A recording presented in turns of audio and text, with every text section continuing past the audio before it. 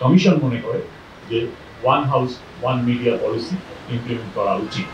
এগুলোর থেকে সুরক্ষা দেওয়ার দায়িত্ব রাষ্ট্রের। আমরা সেজন্য রাষ্ট্রকে সেই দায়িত্ব দিয়ে সাংবাদিকতা সুরক্ষা আইন করার জন্য করেছি। আমরা সুপারিশ করেছি যে বড়, বৃহৎ এবং মধ্যম আকারের যত গণমাধ্যম কোম্পানি আছে তাদের উচিত হবে পাবলিক লিস্টেড কোম্পানি করা, শেয়ার ফ্লোট করা এবং সাংবাদিক কর্মচারীদেরকে তাদের শেয়ারের অংশীদার বানানো, শেয়ার দেওয়া। এটা আমরা প্রস্তাব করেছি। আমরা ক্রস ওনারশিপ এটাও বন্ধ করার প্রস্তাব করেছি। ওয়ান হাউস ওয়ান মিডিয়া এর চাইতে বেশি হতে পারবে না। কারণ আপনারা দেখেছেন একই হাউস থেকে একাধিক টেলিভিশন চ্যানেল একই ধরনের খবর প্রচার করছে, একাধিক হাউস থেকে একই ধরনের পত্রিকা একাধিক খবর প্রচার করছে, একই ভাষায় দুটো দৈনিক পত্রিকা। আপনি মতামত কলাম দেখবেন কিংবা বিশ্লেষণ দেখবেন, গত কয়েকদিন আগেই যদি আপনি খুঁজে বের করেন দেখতে পাবেন যে বিশ্লেষণ হুবহু এক। দুটো কাগজ তাহলে দুই পত্রিকা কেন কিনবে পাঠক?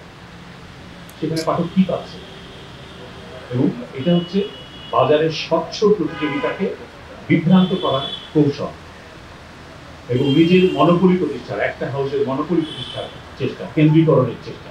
এই কেন্দ্রীকরণের চেষ্টা ভেঙে দেওয়া দরকার এবং সে কারণে আমরা মনে করি, কমিশন মনে করে যে one house one media policy implement করা উচিত। এটা করার উপায় কি হতে পারে?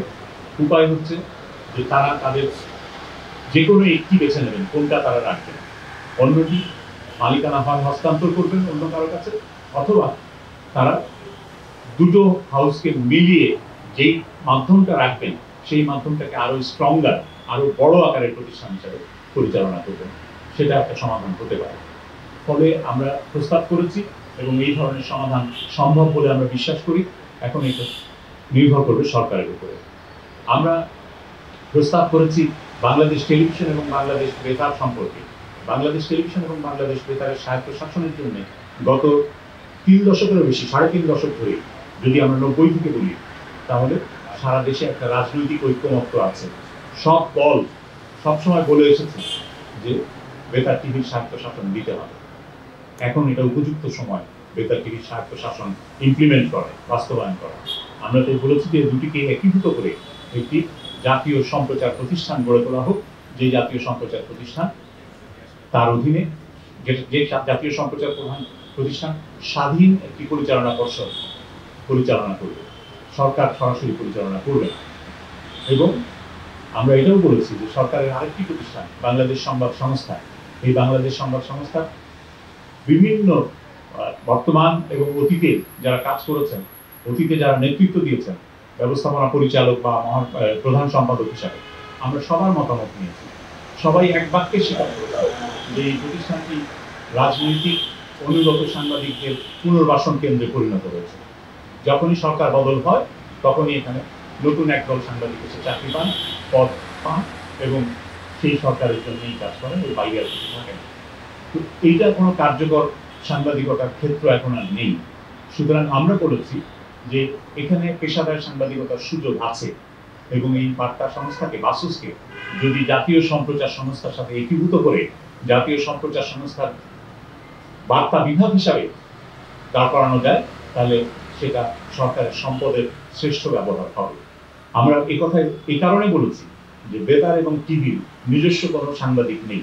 যারা সাংবাদিক আছেন তারা পেশাদার না, অধিকাংশই তারা নির্ভর করেন সরকারি কর্মকর্তাদের, বিসিএস সম্প্রচার কর্মকর্তারা হলেন ওখানকার নেতা, বার্তা করতে। আর যে সমস্ত সাংবাদিকরা রিপোর্টার হিসাবে কাজ করেন তারাও খণ্ডকালীন চুক্তিভিত্তিক, তারা কেউ পেশাদার সাংবাদিক ওই হিসাবে নন। তো সুতরাং সেখানে পেশাদার সাংবাদিকদের কাজ করার সুযোগ তৈরি হবে যদি বাসস জাতীয় সম্প্রচার সংস্থার অংশ হিসাবে তার বার্তা বিভাগ হয়ে দাঁড়ায়। তো আমরা সেই ধরনের সুপারিশ করেছি। আমরা আইনগত ক্ষেত্রে সংস্কারের কথা বলেছি, অনেকগুলো সংস্কারের কথা বলেছি, যে আইনগুলো স্বাধীন সাংবাদিকতাকে বাধাগ্রস্ত করে সেগুলোর কি পরিবর্তন দরকার সেগুলো আমরা স্পষ্ট করে চিহ্নিত করে এই সুপারিশ মালার মধ্যে দিয়েছি। তবে আমরা এর সাথে আরো একটা জিনিস দিয়েছি যে সাংবাদিকদের নিরাপত্তা দরকার। সাংবাদিকরা নিরাপত্তার হুমকি, সাংবাদিকদের নিরাপত্তার হুমকি আসে শারীরিক হামলা, আইনগত হামলা এবং হুমকি ধামকি, এগুলো নানা ধরনের বিষয়ের মধ্য দিয়ে। এগুলোর থেকে সুরক্ষা দেওয়ার দায়িত্ব রাষ্ট্রের। আমরা সেজন্য রাষ্ট্রকে সেই দায়িত্ব দিয়ে সাংবাদিকতা সুরক্ষা আইন করার জন্য করেছি এবং সাংবাদিকতা সুরক্ষা আইনের একটা খসড়া অধ্যাদেশ জারি করা যাতে সহজ হয় সেজন্য একটা খসড়া অধ্যাদেশ আমরা তৈরি করে এই রিপোর্টের সাথে যুক্ত করে দিয়েছি।